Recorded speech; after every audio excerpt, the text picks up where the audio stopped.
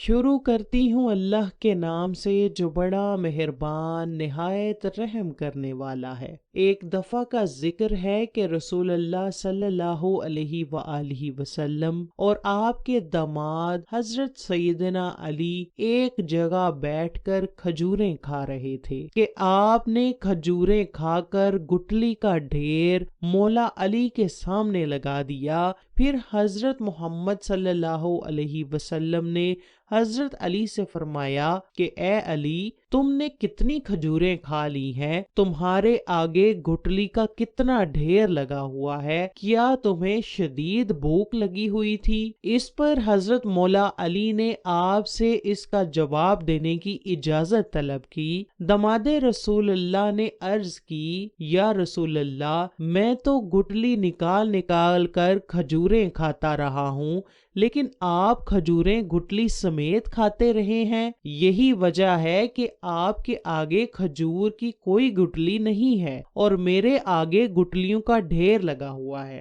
حضرت عبد الرحمن بن ابی لیلہ رضی اللہ تعالی عنہ فرماتے ہیں کہ ایک دن مجھ سے کسی نے کہا کہ آپ کے ابا جان حضرت علی کے ساتھ زیادہ وقت گزارتے ہیں، اپنے والد گرامی سے کہنا کہ وہ مولا علی سے دریافت کریں کہ مولا علی گرمیوں میں بہت زیادہ گرم اور سردیوں میں باریک کپڑے کیوں پہنتے ہیں۔ لہٰذا میں نے ایک دن اپنے والد سے پوچھا کہ ابا جان گرمیوں میں موٹے اور گرم کپڑے اور سردیوں میں بالکل ہی باریک کپڑے کیوں پہنتے ہیں؟ عبد الرحمن کے ابا جان نے مولا علی کے اس رد عمل کے بارے میں پوچھا تو مولا علی نے حضرت عبد الرحمن کے ابا جان کو فرمایا کہ کیا آپ خیبر میں میرے ساتھ ساتھ نہیں تھے؟ انہوں نے جواب دیا کہ ہاں، سب کو یاد ہوگا کہ حضرت مصطفیٰ صلی اللہ علیہ وسلم نے خیبر کی جنگ میں سب سے پہلے حضرت ابو بکر صدیق رضی اللہ تعالی عنہ کو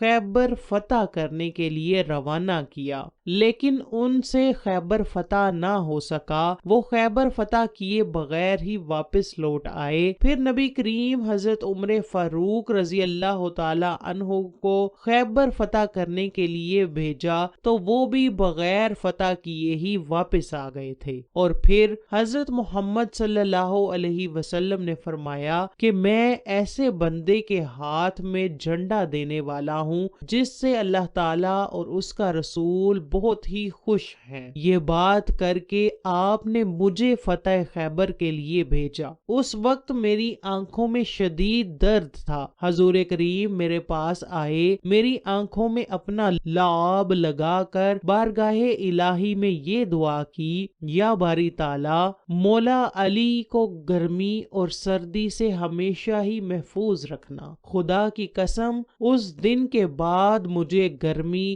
سردی کی کوئی پرواہ نہیں رہتی۔ حضرت ابو نعیم رضی اللہ تعالی عنہ سے مروی ہے کہ آقا نے اپنے دونوں ہاتھوں کی ہتھیلیوں پر اپنا لعاب مبارک لگا کر مولا علی کی آنکھوں پر لگاتے ہوئے اللہ تعالیٰ سے یہ دعا مانگی تھی، یا باری تعالیٰ، مولا علی کو سردی اور گرمی سے محفوظ فرما۔ حضرت علی فرماتے ہیں کہ قسم ہے اس خدا کی جس کے قبضے میں میری جان ہے، اس دن کے بعد نہ مجھے گرمی لگتی ہے اور نہ ہی سردی کی مجھے کوئی پرواہ ہے۔